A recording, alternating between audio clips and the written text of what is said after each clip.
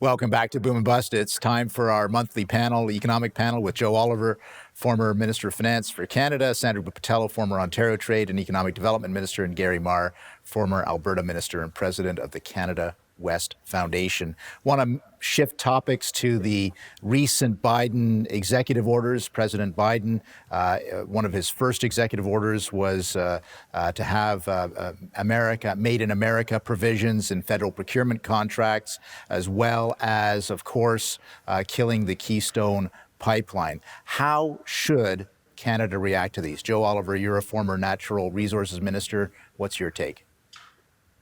Well, obviously, there's great disappointment, but not surprise that Keystone was turned down, because it's clearly, it would have been in the interest of the United States in terms of jobs, in terms of economic growth, in terms of energy independence and security, and the same applies, but more so to Canada. Unfortunately, it's happened. There's not much we can do about it right now, and so what we have to do is look to what we're going to do to compensate for that. And one of the things, I don't think it's going to happen, but that we should be thinking about is revisiting the decisions about the two pipelines that are going east and west. I mean, Energy East in particular was a very strong pipeline, but it was, the government did everything they could to make it untenable for the sponsors, so that died. We can't continue to have hostility towards the fossil fuel industry in a country which has the third largest oil and gas reserves in the entire world. There's no precedent for anyone doing anything like that, and the economic opportunity cost is in the tens, eventually in the hundreds of billions of dollars, and it has an impact on healthcare, on education, on infrastructure, and we're just throwing it all away, and it's really a national tragedy. And the sooner we understand that, the better, and maybe the government will change. I mean,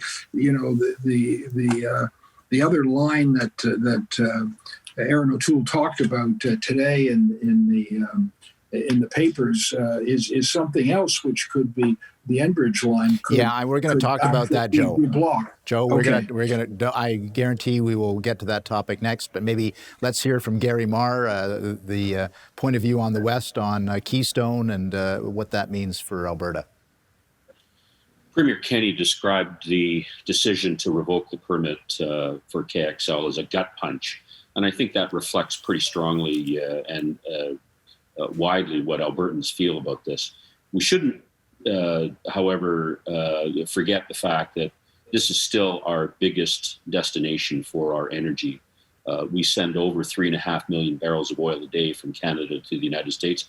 I agree with Joe that it is actually in the economic and energy security interests of the United States. But as we go forward, I think we have to create a narrative that says energy is good, it's emissions that are bad. And so we've got to come up with a way of merging energy policy and environment policy with the United States and put forward a North American energy strategy as the two countries go back to COP26, which will be in Edinburgh in November of this year.